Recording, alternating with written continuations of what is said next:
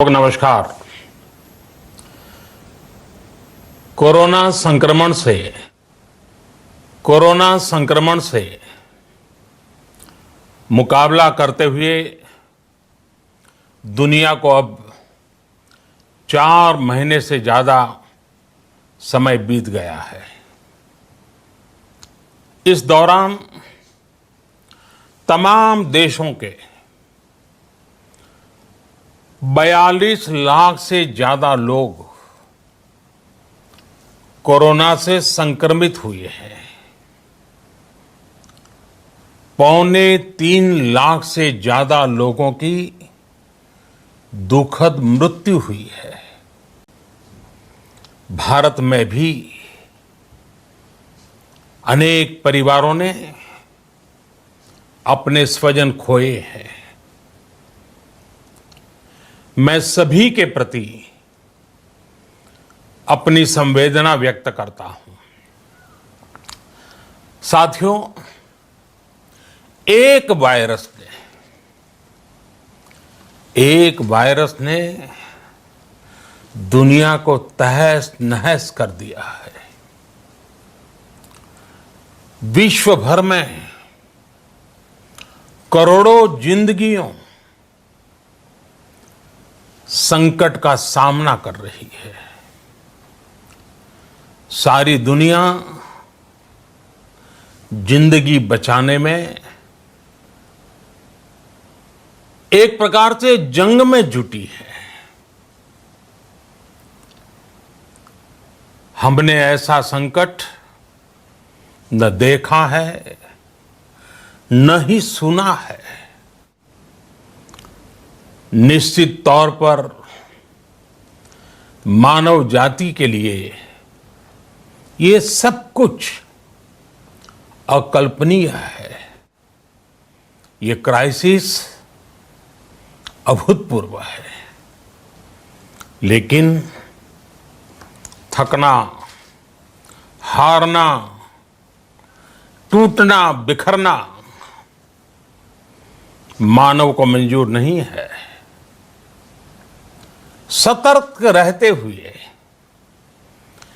ऐसी जंग के सभी नियमों का पालन करते हुए अब हमें बचना भी है और आगे बढ़ना भी है। आज जब दुनिया संकट में है, तब हमें अपना संकल्प और मजबूत करना होगा। हमारा संकल्प इस संकट से भी विराट होगा। साथियों, हम पिछली शताब्दी से ही लगातार सुनते आए हैं कि 21वीं सदी हिंदुस्तान की है। हमें कोरोना से पहले की दुनिया को, वैश्विक व्यवस्थाओं को विस्तार से देखने समझने का मौका मिला है। कोरोना संकट के बाद भी दुनिया में जो स्थितियां बन रही हैं, उसे भी हम निरंतर देख रहे हैं।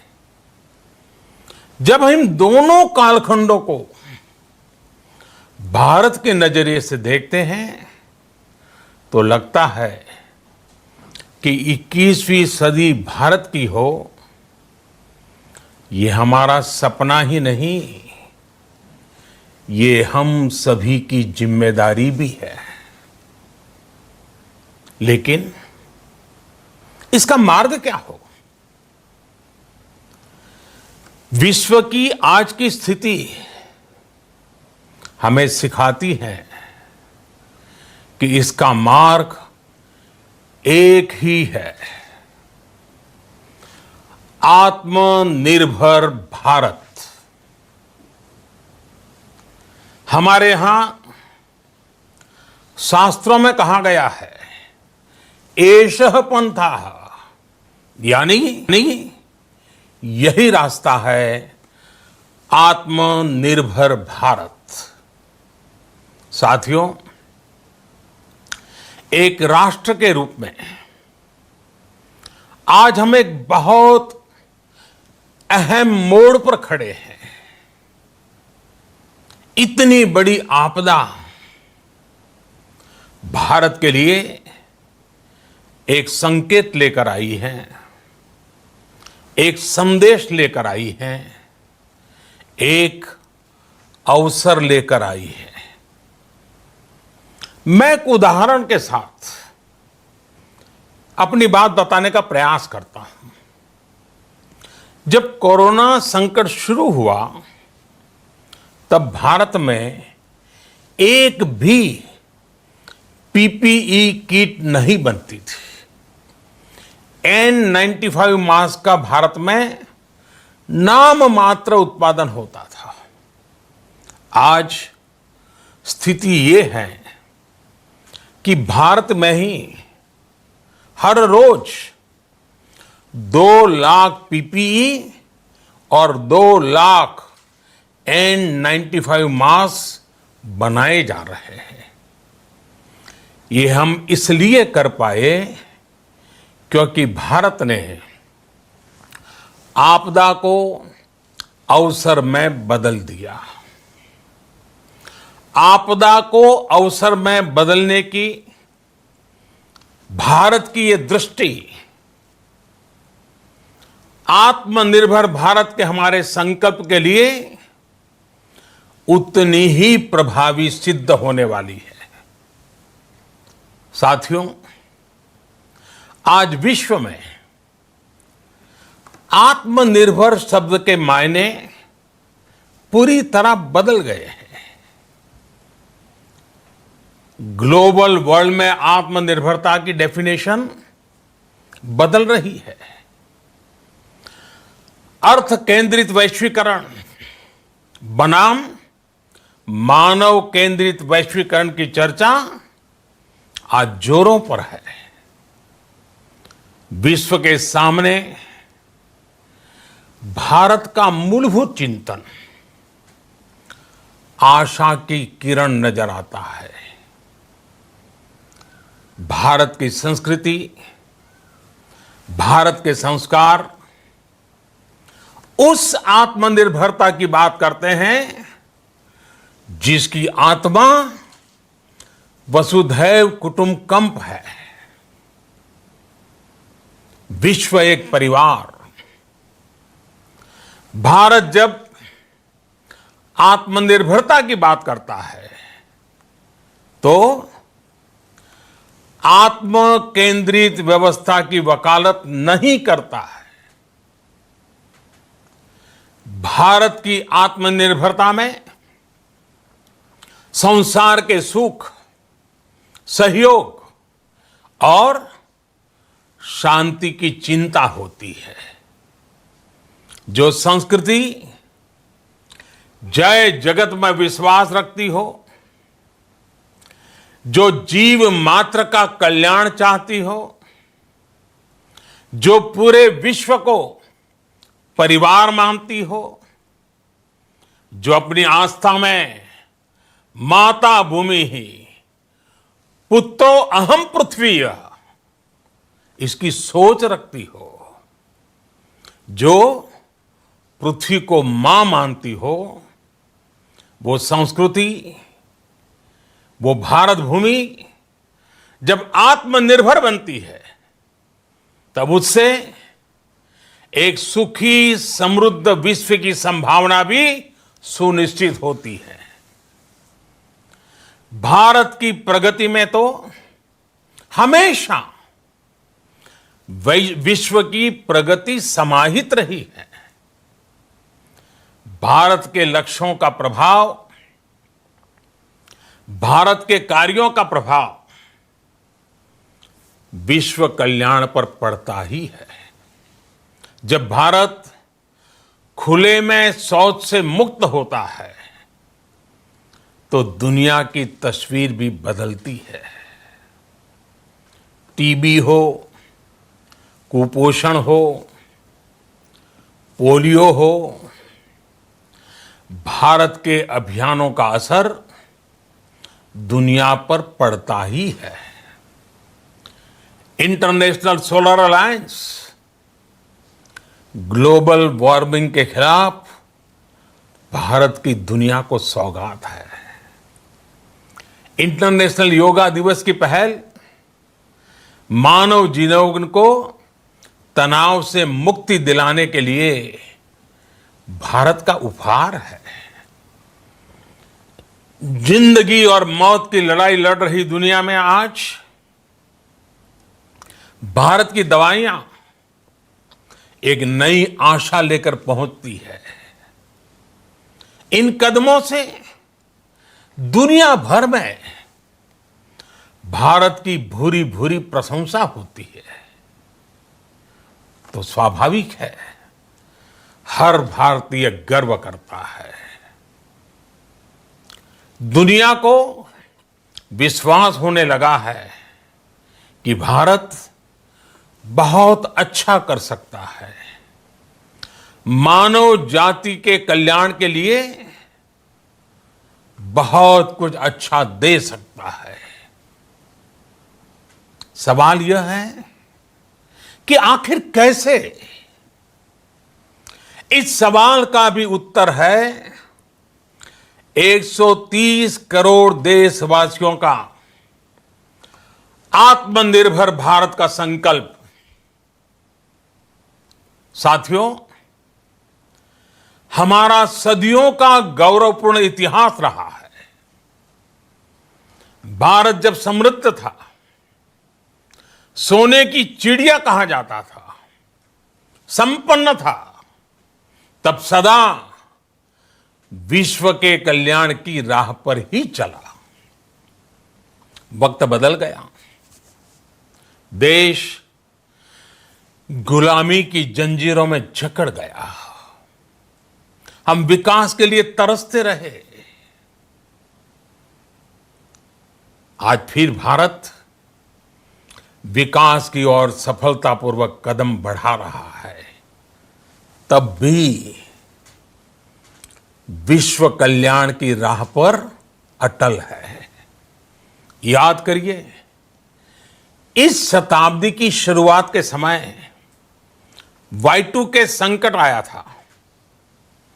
भारत के टेक्नोलॉजी एक्सपर्ट्स ने दुनिया को उस संकट से निकाला था। आज हमारे पास साधन है, हमारे पास सामर्थ्य है, हमारे पास दुनिया की सबसे बेहतरीन टैलेंट है। हम बेस्ट प्रोडक्ट्स बनाएंगे, अपनी क्वालिटी और बेहतर करेंगे, सप्लाई चेन को और आधुनिक बनाएंगे। ये हम कर सकते हैं और हम जरूर करेंगे। साथियों, मैंने अपनी आंखों के सामने कच्छ भूकंप के वो दिन देखे हैं। हर तरफ सिर्फ मलबा ही मलबा, सब कुछ ध्वस्त हो गया था। ऐसा लगता था मानो कच्छ मौत की चादर ओढ़कर सो गया हो। उस परिस्थिति में कोई सोच भी नहीं सकता था कि कभी हालत बदल पाएंगे। लेकिन देखते ही देखते कच्छ उठ खड़ा हुआ, कच्छ चल पड़ा, कच्छ बढ़ चला। यही हम भारतीयों की संकल्प शक्ति है। हम ठान लें तो कोई लक्ष्य असंभव नहीं, कोई राह मुश्किल नहीं। और आज तो चाह भी है, राह भी है। ये है भारत को आत्मनिर्भर बनाना। भारत की संकल्प शक्ति ऐसी है कि भारत आत्मनिर्भर बन सकता है। साथियों, आत्मनिर्भर भारत की ये भव्य इमारत 5 पिलर्स पर खड़ी होगी। पहला पिलर इकोनॉमी। एक ऐसी इकोनॉमी जो इंक्रीमेंटल चेंज नहीं बल्कि क्वांटम जंप लाए। दूसरा पिलर इंफ्रास्ट्रक्चर। एक ऐसा इंफ्रास्ट्रक्चर जो आधुनिक भारत की पहचान बने। तीसरा पिलर हमारी सिस्टम। एक ऐसा सिस्टम जो बीती शताब्दी की रीति नीति नहीं बल्कि 21वीं सदी के सपनों को साकार करने वाली टेक्नोलॉजी ड्रिवन व्यवस्थाओं पर आधारित हो। चौथा पिलर हमारी डेमोग्राफी। दुनिया की सबसे बड़ी डेमोक्रेसी में हमारी वाइब्रेंट डेमोग्राफी हमारी ताकत है। आत्मनिर्भर भारत के लिए हमारी ऊर्जा का स्रोत है। पांचवा पिलर डिमांड। हमारी अर्थव्यवस्था में डिमांड और सप्लाई चेन का जो चक्र है, जो ताकत है, उसे पूरी क्षमता से इस्तेमाल किए जाने की जरूरत है। देश में डिमांड बढ़ाने के लिए, डिमांड को पूरा करने के लिए हमारी सप्लाई चेन के हर स्टेक होल्डर का सशक्त होना जरूरी है। हमारी सप्लाई चेन, हमारी आपूर्ति की उस व्यवस्था को हम मजबूत करेंगे जिसमें मेरे देश की मिट्टी की महक हो, हमारे मजदूरों के पसीने की खुशबू हो। साथियों, कोरोना संकट का सामना करते हुए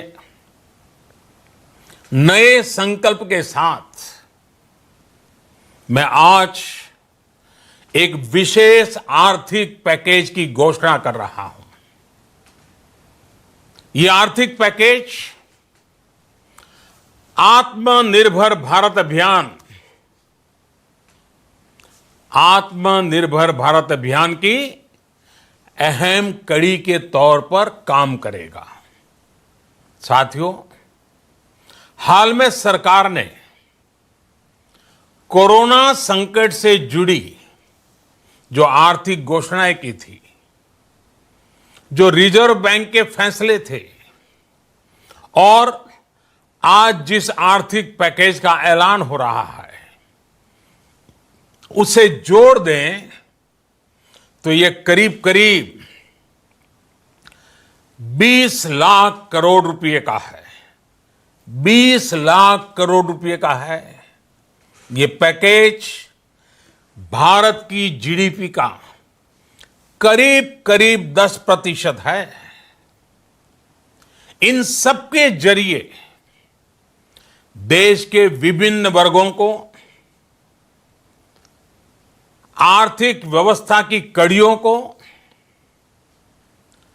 20 लाख करोड़ रुपए का संबल मिलेगा, सपोर्ट मिलेगा। 20 लाख करोड़ रुपए का ये पैकेज 2020 में देश की विकास यात्रा को 20 लाख 2020 में आत्मनिर्भर भारत अभियान को एक नई गति देगा। आत्मनिर्भर भारत के संकल्प को सिद्ध करने के लिए इस पैकेज में लैंड, लेबर, लिक्विडिटी और लॉज सभी पर बल दिया गया है। ये आर्थिक पैकेज हमारे कुटीर उद्योग, गृह उद्योग, हमारे लघु मंझोले उद्योग, हमारे एमएसएमई के लिए हैं, जो करोड़ों लोगों की आजीविका का साधन है, जो आत्मनिर्भर भारत के हमारे संकल्प का मजबूत आधार है। ये आर्थिक पैकेज देश के उस श्रमिक के लिए हैं, देश के उस किसान के लिए हैं, जो हर स्थिति, हर मौसम में देशवासियों के लिए दिन रात परिश्रम कर रहा है। ये आर्थिक पैकेज हमारे देश के मध्यम वर्ग के लिए है, जो ईमानदारी से टैक्स देता है, देश के विकास में अपना योगदान देता है। ये आर्थिक पैकेज भारतीय उद्योग जगत के लिए हैं, जो भारत के आर्थिक सामर्थ्य को बुलंदी देने के लिए संकल्पित है। कल से शुरू करके आने वाले कुछ दिनों तक वित्त मंत्री जी द्वारा आपको आत्मनिर्भर भारत अभियान से प्रेरित इस आर्थिक पैकेज की विस्तार से जानकारी दी जाएगी। साथियों, आत्मनिर्भर भारत बनाने के लिए बोल्ड रिफॉर्म्स की प्रतिबद्धता के साथ अब देश का आगे बढ़ना अनिवार्य है। आपने भी अनुभव किया है कि बीते 6 वर्षों में जो रिफॉर्म्स हुए, उनके कारण आज संकट के इस समय भारत की व्यवस्थाएं अधिक सक्षम, अधिक समर्थ नजर आई है। वरना कौन सोच सकता था कि भारत सरकार जो पैसे भेजेगी वो पूरा का पूरा गरीब की जेब में, किसान की जेब में पहुंच पाएगा। लेकिन ये हुआ, वो भी तब हुआ जब तमाम सरकारी दफ्तर बंद थे, ट्रांसपोर्ट के साधन बंद थे। जनधन, आधार, मोबाइल, जेम की त्रिशक्ति से जुड़ा सिर्फ एक रिफॉर्म था, जिसका असर हमने अभी देखा। अब रिफॉर्म्स के उस दायरे को व्यापक करना है, नई ऊंचाई देनी है। ये रिफॉर्म्स खेती से जुड़ी पूरी सप्लाई चेन में होंगे, ताकि किसान भी सशक्त हो और भविष्य में कोरोना जैसी किसी दूसरे संकट में कृषि पर कम से कम असर हो। ये रिफॉर्म्स रेशनल टैक्स सिस्टम, सरल और स्पष्ट नियम कानून, उत्तम इंफ्रास्ट्रक्चर, समर्थ और सक्षम ह्यूमन रिसोर्सेज और मजबूत फाइनेंशियल सिस्टम के निर्माण के लिए होंगे। ये रिफॉर्म्स बिजनेस को प्रोत्साहित करेंगे, निवेश को आकर्षित करेंगे और मेक इन इंडिया के हमारे संकल्प को सशक्त करेंगे। साथियों, आत्मनिर्भरता, आत्मबल और आत्मविश्वास से ही संभव है। आत्मनिर्भरता ग्लोबल सप्लाई चेन में कड़ी स्पर्धा के लिए भी देश को तैयार करती है और आज ये समय की मांग है कि भारत हर स्पर्धा में जीते, ग्लोबल सप्लाई चेन में बड़ी भूमिका निभाए। इसे समझते हुए आर्थिक पैकेज में अनेक प्रावधान किए गए हैं। इससे हमारे सभी सेक्टर्स की एफिशिएंसी बढ़ेगी और क्वालिटी भी सुनिश्चित होगी। साथियों, ये संकट इतना बड़ा है कि बड़ी से बड़ी व्यवस्थाएं हिल गई हैं। लेकिन इन्हीं परिस्थितियों में हमने, देश ने हमारे गरीब भाई बहनों की संघर्ष शक्ति, उनकी संयम शक्ति का भी दर्शन किया है। खासकर हमारे जो रेहड़ी वाले भाई बहन हैं, ठेला लगाने वाले हैं, पटरी पर सामान बेचने वाले हैं, जो हमारे श्रमिक साथी हैं, जो घरों में काम करने वाले भाई बहन हैं, उन्होंने इस दौरान बहुत कष्ट झेले हैं, तपस्या की है, त्याग किया है। ऐसा कौन होगा जिसने उनकी अनुपस्थिति को महसूस नहीं किया? अब हमारा कर्तव्य है उन्हें ताकतवर बनाने का, उनके आर्थिक हितों के लिए कुछ बड़े कदम उठाने का। इसे ध्यान में रखते हुए गरीब हो, श्रमिक हो, प्रवासी मजदूर हो, पशुपालक हो, हमारे मछुआरे साथी हो, संगठित क्षेत्र से हो या असंगठित क्षेत्र से, हर तबके के लिए आर्थिक पैकेज में कुछ महत्वपूर्ण फैसलों का ऐलान किया जाएगा। साथियों, कोरोना संकट ने हमें local manufacturing, local market, local supply chain, इसका भी महत्व बराबर समझा दिया है। संकट के समय में लोकल ने ही हमारी डिमांड पूरी की है, हमें इस लोकल ने ही बचाया है।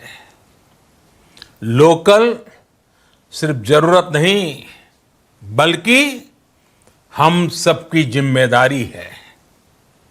समय ने हमें सिखाया है कि लोकल को हमें अपना जीवन मंत्र बनाना ही होगा। आपको आज जो ग्लोबल ब्रांड्स लगते हैं, वो भी कभी ऐसे ही बिल्कुल लोकल थे, लेकिन जब वहां के लोगों ने उनका इस्तेमाल शुरू किया, उनका प्रचार शुरू किया, उनकी ब्रांडिंग की, उन पर गर्व किया, तो वो प्रोडक्ट्स लोकल से ग्लोबल बन गए। वो प्रोडक्ट्स लोकल से ग्लोबल बन गए। इसलिए आज से हर भारतवासी को अपने लोकल के लिए वोकल बनना है।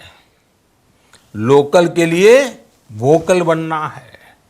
न सिर्फ लोकल प्रोडक्ट्स खरीदने हैं, बल्कि उनका गर्व से प्रचार भी करना है। मुझे पूरा विश्वास है कि हमारा देश ऐसा कर सकता है। आपके प्रयासों ने तो हर बार आपके प्रति मेरी श्रद्धा को और बढ़ाया है।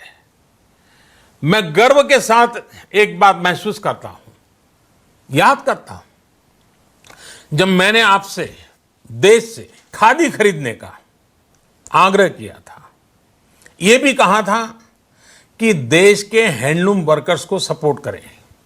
आप देखिए, बहुत ही कम समय में खादी और हैंडलूम दोनों को ही डिमांड और बिक्री रिकॉर्ड स्तर पर पहुंच गई। इतना ही नहीं, उसे आपने बड़ा ब्रांड भी बना दिया। बहुत साथियों, सभी एक्सपर्ट्स बताते हैं, साइंटिस्ट बताते हैं कि कोरोना लंबे समय तक हमारे जीवन का हिस्सा बना रहेगा। लेकिन साथ ही हम ऐसा भी नहीं होने दे सकते कि हमारी जिंदगी सिर्फ और सिर्फ कोरोना के इर्द गिर्द ही सिमट कर रह जाए। हम मास्क पहनेंगे, 2 गज दूरी का पालन करेंगे, लेकिन अपने लक्ष्यों को दूर नहीं होने देंगे। इसलिए लॉकडाउन का चौथा चरण, लॉकडाउन 4, पूरी तरह नए रंग रूप वाला होगा, नए नियमों वाला होगा। राज्यों से हमें जो सुझाव मिल रहे हैं उनके आधार पर लॉकडाउन 4, इससे जुड़ी जानकारी भी आपको 18 मई से पहले दी जाएगी। मुझे पूरा भरोसा है कि नियमों का पालन करते हुए हम कोरोना से लड़ेंगे भी और आगे भी बढ़ेंगे। साथियों, हमारे यहां कहा गया है, सर्वम आत्मवशम सुखम, अर्थात जो हमारे वश में है, जो हमारे नियंत्रण में है, वही सुख है। आत्मनिर्भरता हमें सुख और संतोष देने के साथ साथ सशक्त भी करती है। 21वीं सदी भारत की सदी बनाने का हमारा दायित्व आत्मनिर्भर भारत के प्रण से ही पूरा होगा।